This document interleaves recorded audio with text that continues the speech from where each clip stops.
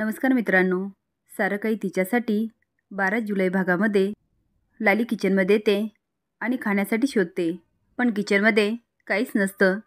आता ती चिडून म्हणते, 4 शीतं सापडले नाही. आता रात्रभर तसंच राहावं लागेल आणि सकाळी मिळेल ते पण कुणी नाश्ता बनवला तर. दादा बरोबर सांगायचा, अन्न पुढे आलं ना त्याचा अपमान नाही करायचा. पण माझ्याकडून नेमकी तेच झालं. पण तेवढं तिला आठवतं मंजूचं बोलणं, लालीताई तुमच्यासाठी धिरडे काढून ठेवत्या, नंतर खा. ती आता शोधायला लागते आणि तिला सापडतात. ती आनंदात म्हणते, सापडले सापडले. आता ती धिरडे गपागप खात असते. तिला ठसका लागतो. तिच्या पुढे पाण्याचा ग्लास येतो. ती पाणी प्यायला लागते, पण वर बघते तर कांता उभा असतो. लाली म्हणते, मला नाही ठसका लागला.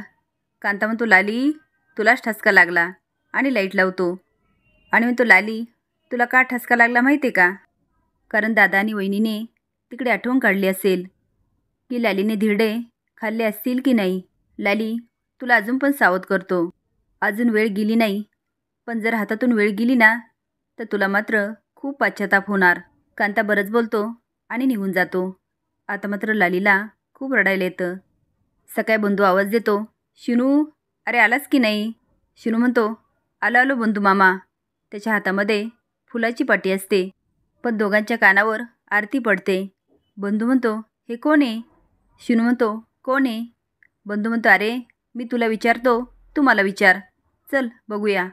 ते देवघरात डोकून बघतात तर चारू आरती करत असते. आता मात्र दोघंजण शॉक होतात आणि एकमेकडे बघायला लागतात. इकडे निशी पण पूजा करते. नीरज त्याचा आवरत असतो.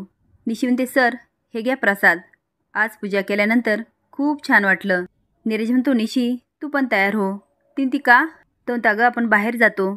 पहिले तुला क्लब दाखवतो आणि त्यानंतर शॉपिंग करूया. मला तुला पार्टीसाठी डिझायनर साडी घ्यायची. निशी म्हणते, सर माझ्याकडे खूप साड्या आहेत. नीरज म्हणतो, निशी प्लीज, ये तो एक बहाना आहे. हमें तेरे संग बाहेर जाना आहे. आता निशी हसायला लागते. तो जवळ ओढतो.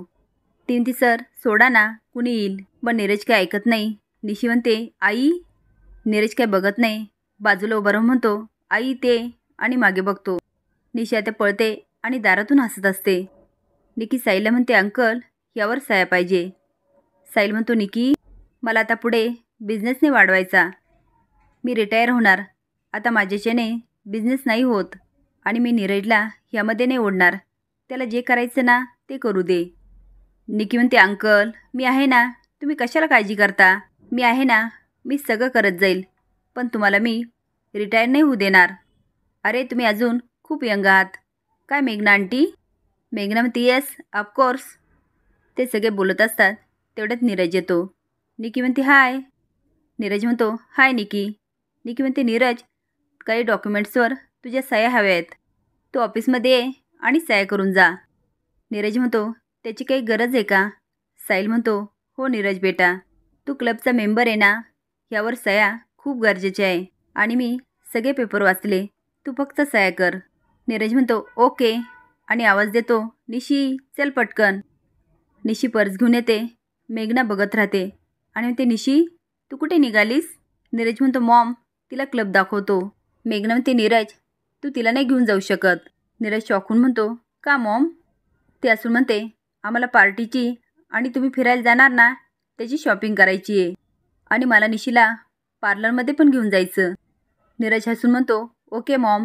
निशी तू मॉमसोबत जा. तो निघून जातो. निशी बघते, पुन्हा सगळे बोलायला लागतात.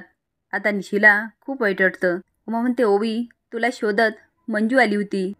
ओवी म्हणते, का मावशी? ती म्हणते, अगं डुगूला शिकवायचं ना, तू जाऊन या. ती म्हणते, मावशी मी तिकडे नाही जात. डुगूला आपण इथेच बोलूया. नाही म्हणजे मी तिकडे गेलेली लाली आत्या आणि चारूला नाही आवडणार आणि माझ्यामुळे त्यांच्यामध्ये वाद नको. रघुनाथ बघायला लागतो. तेवढ्यात उमाच्या हातातून बरणी खाली पडते आणि फुटते. रघुनाथ म्हणतो, उमा ओवी तुम्ही बाजूला थांबा, मी सगळा गोळा करतो. उमा घाबरून म्हणते, गे बाय, हा तर अपशकू नये. अहो काही संकट नाही येणार ना? निशी बरी असेल ना? रघुनाथ म्हणतो, उमा किती वेळा सांगितलं असं मनात नाही आणायचं. ते म्हणतात ना, म्हणजे चित्ती ते वैरी पण नाही चित्ती. आपली निशी एकदम छान असणार. नीरज आहे ना तिच्यासोबत. चारू सगळ्यांना बोलवते पण काहीच बोलत नाही. बंधू म्हणतो, चारू तुला काय बोलायचं ना ते बोल, मला काम आहे. पण तरी पण चारू काहीच बोलत नाही. आता कांता रागात म्हणतो, ए चारू तुला जे काय बोलायचं ना ते पटापट बोल, मला पण काम आहे. लाली म्हणते, ए बाई बोल ना पटकन, रात्रभर माझ्या डोळ्याला डोळा नाही. चारू म्हणते, नाही मी तुमच्या सगळ्यांचा फार वेळ नाही घेणार, मला फक्त तुमच्या सगळ्यांची माफी मागायची आहे. मला माहिती आहे मी खूप चुकीची वागले आणि जे नुकसान झालं ना ते भरून पण नाही निघू शकत, पण जाता जाता तुम्हाला माफ कराल एवढे एकच अपेक्षा आहे. बंधू म्हणतो, हे तू बोलतेस? चारू म्हणते, हो, कारण आता मला कळालं की प्रेम हे जबरदस्तीने किंवा हिसकावून नाही करता येत आणि माझं शिनूवर आता पण प्रेम आहे. शिनू म्हणतो, पण माझं ती नाही आहे. त्यामुळे आज सगळ्यांसमोर लाली आत्याला विनंती करते की मी जसं शिनूबरोबर लग्न करायचा हट्ट सोडला तसं तुम्ही पण सोडा. लाली रागाने बाजूला बघून घेते. चारू म्हणते, लांब गेलेली नाती पुन्हा जोडा.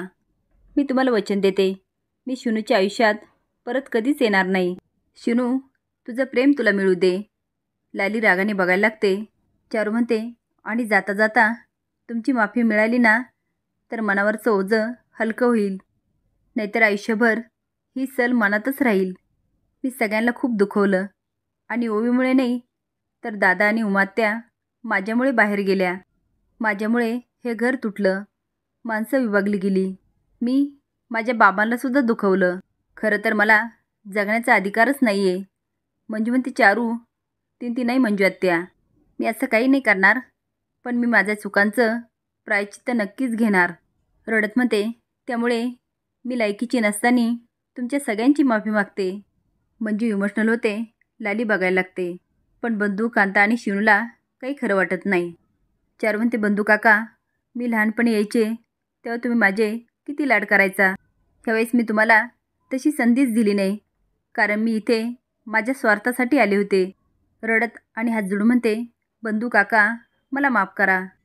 मंजू आत्या, मी लहानपणी यायचे तेव्हा तू अख्ख्या गावाला ओरडून ओरडून सांगायची माझी भाची आली, पण त्याच गावासमोर लाज निघेल एवढी वाईट वागले मी.